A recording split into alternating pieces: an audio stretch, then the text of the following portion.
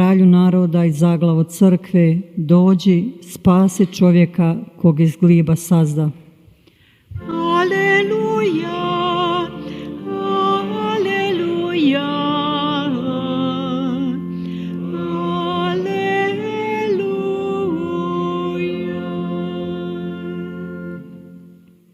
Gospodin s vama. I s duhom tvojim. Navještaj Svetog Evanđelja po Luki. Slava tebi, Gospodine.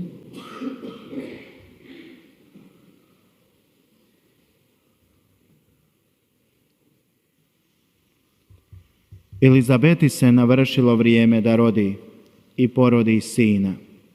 Kad su njezini susjedi i rođaci čuli da joj Gospodin obilno iskaza dobrotu, 8. se dana okupe da obrežu dječaka. Htjedoše ga prozvati imenom njegova oca Zaharija, no mati se njegova usprotivi. Nipošto, nego zvaće se Ivan. Rekoše joj na to, da nikoga nema od tvoje rodbine koji bi se tako zvao. Tada znakovima upitaju oca, kojim ga imenom želi prozvati. On zaiska pločicu i napisa, Ivan mu je ime. Svi se začude, a njemu se umah otvoriše usta i jezik, te progovori blagoslivljajući Boga. Strah obuze sve njihove susjede, a po svem su se gorju judejskom razglašavali svi ti događaji. I koji god su čuli, razmišljahu o tome, pitajući se što li će biti od ovoga djeteta. Uistinu, ruka Gospodnja bijaše s njime. Riječ Gospodnja. Slava tebi, Kriste.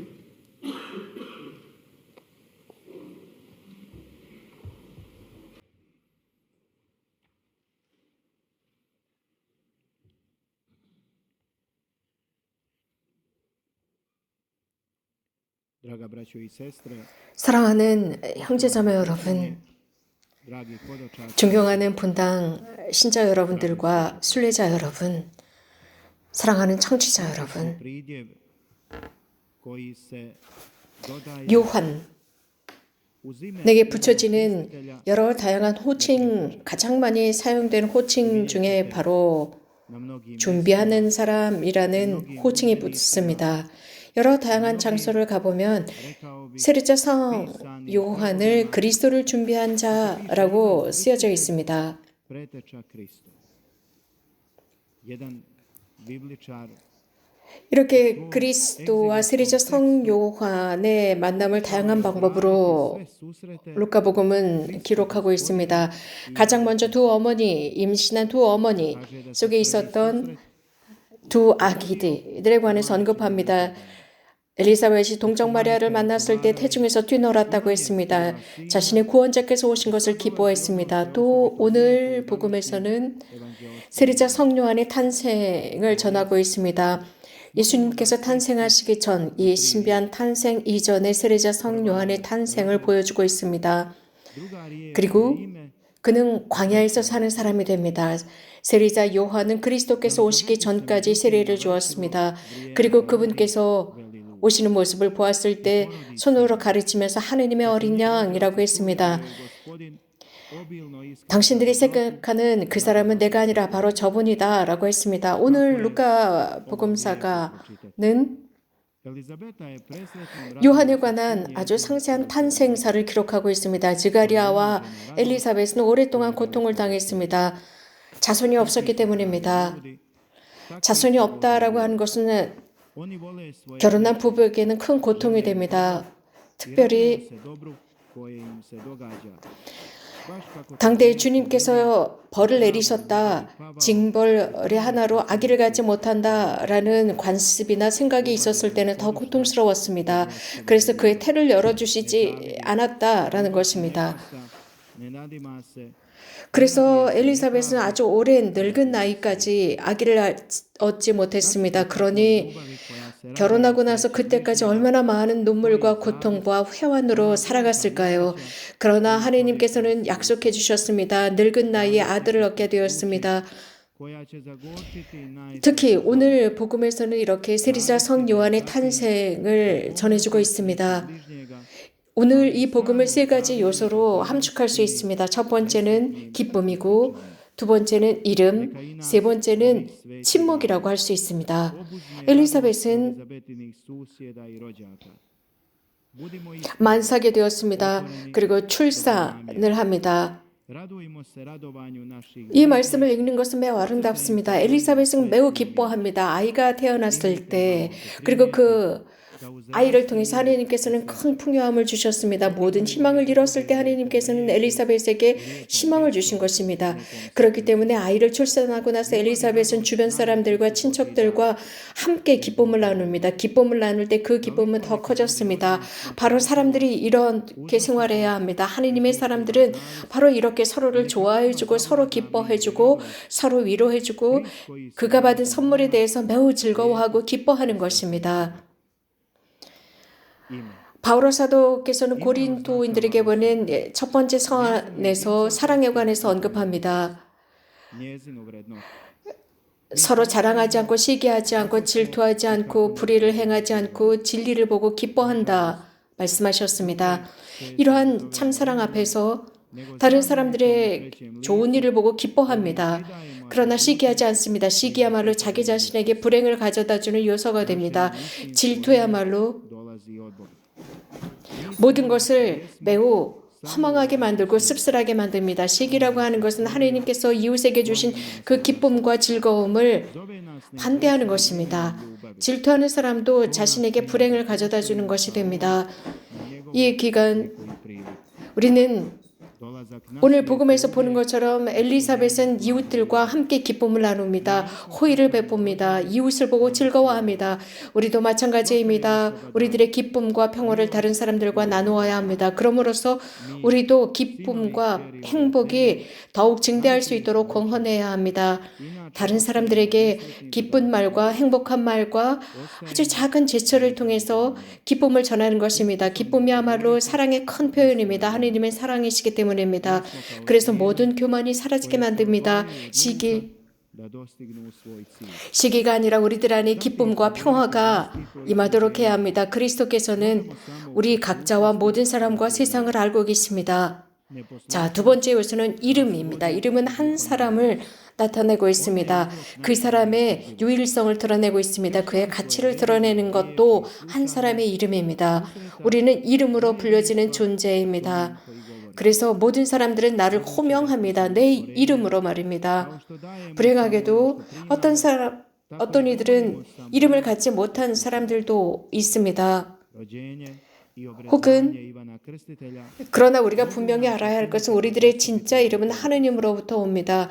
우리는 그분과의 관계를 통해서 우리들의 이름을 알 수 있습니다. 그분께서 우리들을 창조하셨는데 당신 자신을 위해서 창조하셨습니다. 그래서 우리들을 부르시는 그 이름은 사랑입니다. 그분의 모상대로 만들어졌기 때문에 우리를 사랑이라고 부르십니다. 이 세상에 왔을 때 항상 그 사랑을 완성하기 위해서 탄생합니다. 우리는 우연히 태어난 것이 아닙니다. 오늘 갑자기 이 자리에 태어난 것이 아닙니다. 모든 사람은 하느님의 선물입니다. 하느님의 이름으로 불려집니다. 우리 각자는 아들과 딸들로서 이 세상에 태어났습니다. 우리는 아버지, 어머니를 통해서 태어났습니다. 우리는 우리들의 자연성, 본성과 연결되어 있습니다. 그래서 우리는 이름을 통해서 불려집니다. 이름은 화살과 같습니다. 화살을 쏘았을 때 그 목적지를 향해서 달려가는 것과 같습니다. 이웃의 이름을 불러준다라고 하는 것은 하느님의 말씀에 순명하는 것입니다. 불순종은 귀머거리 상태를 가져옵니다. 그리스도교는 하느님의 말씀을 듣는 것입니다. 그 하느님의 말씀을 만나고 말씀하시는 그분과의 일치가 바로 그리스도교입니다. 우리는 피조물에 지나지 않습니다. 그분께서 주시는 것을 받을 뿐입니다. 그렇기 때문에 그분께서 말씀하시는 것을 듣는 자세가 중요합니다. 탄생이라고 하는 것, 세리자 요한이 할 일을 봤습니다. 중요하지 않은 것처럼 보입니다. 그 아기에게 붙여진 이름은 예수님과 거의 비슷한 이름입니다. 요한이라는 이름은 하느님의 선물, 사랑이라는 뜻입니다. 예수라는 이름은 하느님, 구원이라는 뜻입니다. 요한이라는 이름은 그의 예언의 소명을 드러내고 있습니다. 전능하신 분을 예언하는 예언자가 됩니다. 예수님, 구원자, 그분을 준비하는 사람이 됩니다. 그는 제자들로 하여금 하느님의 어린 양, 이 세상의 죄를 없애시는 분을 제시하고 보여주는 사람이 됩니다. 탄생은 우연한 것이 아닙니다. 많은 경우 정말 우연히 태어나는 것 같지만 그렇지 않습니다. 인간은 무에서 오는 것이 아닙니다. 그렇지 않습니다.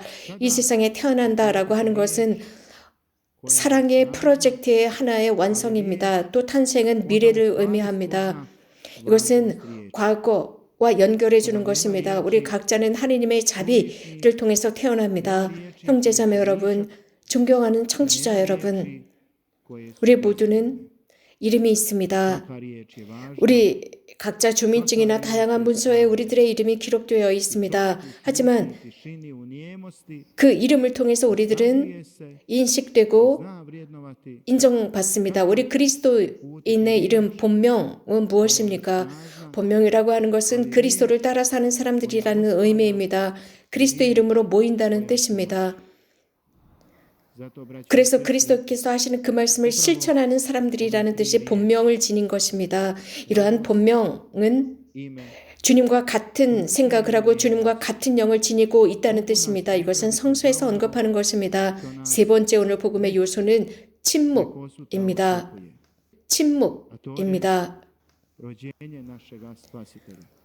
어떤 사건이 일어났을 때 사람은 말을 잃어버립니다. 침묵할 수밖에 없게 됩니다. 대단히 큰 사건이기 때문입니다. 어떻게 표현해야 좋을지 모르게 됩니다. 또 그러한 침묵은 사람을 형성합니다. 사람은 침묵 속에서 말의 중요성을 인식하기 때문입니다. 말보다 말을 못해서가 아닙니다. 그래서 침묵 중에 그 말의 중요성을 알게 됩니다.